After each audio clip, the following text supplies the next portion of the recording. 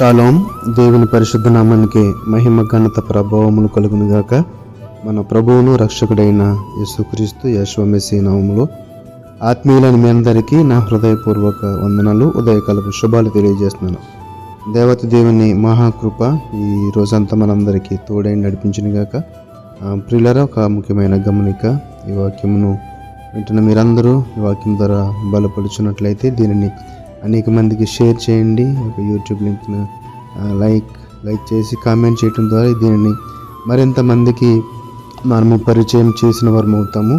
అటు రీతిగా యొక్క పరిచర్యలో పాలు భాగస్తుల దేవుని యొక్క ఆశీర్వాదాన్ని పొందుకోవాలని మిమ్మల్ని అందరినీ ప్రేమతో కోరుతున్నాను. దానియేలు గ్రంథము 7వ అధ్యాయము 18వ వచనంలో ఒక చక్కని మాటను మనము చూస్తూ ఉన్నాం. దానియేలు గ్రంథం 7వ అధ్యాయం 18వ వచనం, మహోన్నతిని పరిశుద్ధులే రాజ్యాధికారము నొందుదురు. మహోన్నతిని పరిశుద్ధులే రాజ్యాధికారము నొందుదురు. అంటే మనకి అధికారము కావాలంటే మనము ఏమవ్వాలండి? ఆయన యొక్క పరిశుద్ధుల జాబితాలో మనం ఉండాలి. పరిశుద్ధుల జాబితాలో అనగా ఆయన వారసులుగా పిలువబడాలంటే, ఆయన పిల్లలం అవ్వాలంటే ఆయన పోలిక చొప్పున మనము కూడా నడుచుకోవాలి. ఆయన చూపించిన యొక్క ప్రేమను మనం పొందుకున్న వారమై ప్రేమతో నీతి న్యాయము కలిగి ధర్మము కలిగి జీవిస్తే గనక మనము ఆ యొక్క రాజ్యాధికారానికి వారసులము. ఏంటి రాజ్యం? పరలోక రాజ్యం. దానికి అర్హత ఏంటంటే ఆ యొక్క విరిగి నలిగిన హృదయము, నెమ్మది, సంతోషము, సమాధానము కలిగిన జీవితము. అది మాత్రమే, దాని ద్వారా మాత్రమే మనము ఆ యొక్క రాజ్యమునకు, ఆ యొక్క నిత్య జీవనకు వారసులమవుతామనే మాటలు కనిపిస్తుంది. ఆయన మహోన్నతుడు. మరి మహోన్నతిని చోట నివసించేవాడే సర్వశక్తిని విశ్రమించేవాడు. మహోన్నతిని యొక్క బిడ్డల జాబితాలో, వారసుల జాబితాలో మనం ఉండాలంటే మరి ఏం చేయాలంటే మనం కూడా పరిశుద్ధులుగా ఉండాలి. నేను పరిశుద్ధులను కనుక మీరు కూడా పరిశుద్ధులుగా ఉండాలనేది ఆయన ఆజ్ఞ. దానియేలు గ్రంథంలోని 7వ అధ్యాయం 22వ వచనం చూస్తే 22వ వచనం, ఆ మహావృద్ధుడు వచ్చి ఆ మహాత్ముని పరిశుద్ధుల విషయంలో తీర్పు తీర్చే వరకు అలాగ జరుగును గాని సమయం వచ్చినప్పుడు ఆ పరిశుద్ధులు రాజ్యమును ఏలుదురన్న సంగతి నేను గ్రహించదని. పరిశుద్ధులే రాజ్యమును ఏలుదురు అనగా ఆ యొక్క అధికారము పరిశుద్ధులదే, పాపంలో ఉన్నవారికి కాదు. దేవుడు పాపంలో ఉన్నవారిని పరిశుద్ధుల జాబితాలు కూడా చేర్చట్లేదు.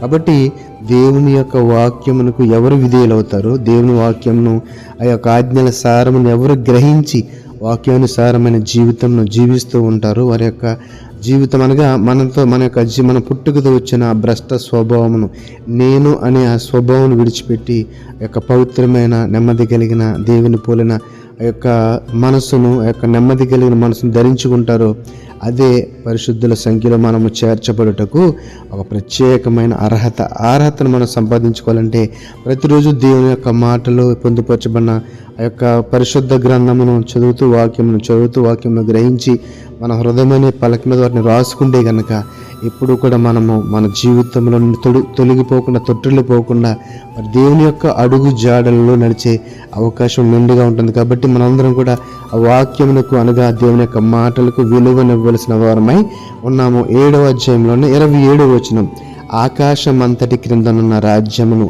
అధికారమును, రాజమహాత్యమును ఆ మహోన్నతిని పరిశుద్ధులకు చెందును. చూడండి, ఇక్కడ ఎన్ని మహోన్నతిని పరిశుద్ధులు అనగా మహోన్నతిని యొక్క దేవుడైన తండ్రి దేవుని యొక్క బిడ్డలు, వారసులు, వారే పరిశుద్ధులు. వారికి రాజ్యాధికారం అంట.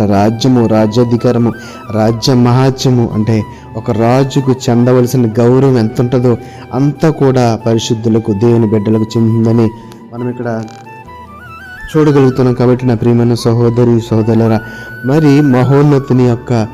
మహోన్నతులైన తండ్రి యొక్క ఆ యొక్క కుడి పార్శ్వంలో మనం కూర్చుండాలంటే మరి మనం ఎంత ఉన్నతంగా బ్రతకాలి, ఎంత నీతిగా ఉండాలి, ఎంత న్యాయమైన ధర్మమైన యొక్క జీవితమును జీవించాలి. మరి లోకానుసారముగా మరి శరీర కోరికలతో, శరీరేచ్ఛలతో కనుక మనం జీవిస్తూ ఉంటే మనము ఆయన కుమారుడైన యేసుక్రీస్తు యెహోవా మెస్సీయను ఇంకనూ సిలువ వేసిన వారమే ఉంటాము, ఇంకనూ ఆయన గాయములను రేపే వారమే ఉంటాం. కాబట్టి అటు రీతిగా కాకుండా మరి ఒకసారి రక్షించబడిన తర్వాత, దేవుని సొంత రక్షణ అంగీకరించిన తర్వాత ఇంకెప్పుడు కూడా ఆ మార్గం నుండి తొలగిపోకుండా మన యొక్క సర్వమును ఆయనకు సమర్పణ చేసి ఆయనను పోలి ఆయన ప్రేమను ధరించుకొని మనందరం జీవిస్తే కనుక మనందరం కూడా ఆ యొక్క పరిశుద్ధుల రాజ్యాధికారము నందుటలో సందేహం లేదని నిశ్చయంగా చెప్తున్నాను. కాబట్టి ఈ మాటలను బట్టి దేవుడు మన ఆత్మలను బలపరచును గాక. ఆమేన్.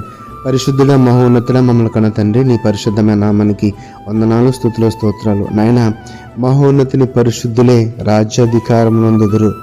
మహోన్నతుని పరిశుద్ధులే రాజ్యమును, అధికారమును, రాజమహాత్యమును చెందుతారని, దాన్ని ధరించుకుంటారని, పొందుకుంటారని ఈ మాటల ద్వారా మాకు సెలవు ఇచ్చారు. నాయన యొక్క పరిశుద్ధుల జాబితాలో మేముందుటికి కావాల్సిన శక్తిని బలం దయచేయండి. నాయన లోకపు ఆశలు విడినాడి తండ్రి ప్రభా, పాపం అనే పదానికే చోటు లేకుండా తండ్రి ప్రభా, నీతిగా న్యాయంగా నీ వాక్యానుసరమైన జీవితాన్ని జీవిస్తూ తండ్రి ప్రభా, పరిశుద్ధుల సంఖ్యలో పరిశుద్ధుల జాబితాలో మా పేరు ఉండే కృపను దయచేయమని, అటు రీతిగా బ్రతికే శక్తిని బలం దయచేయమని నజరేయుడైన యేసు మెస్సీ నామములో ప్రార్థన అడిగి వేడుకొనిచున్నాము తండ్రి. ఆమేన్. ఆమేన్. షాలోమ్.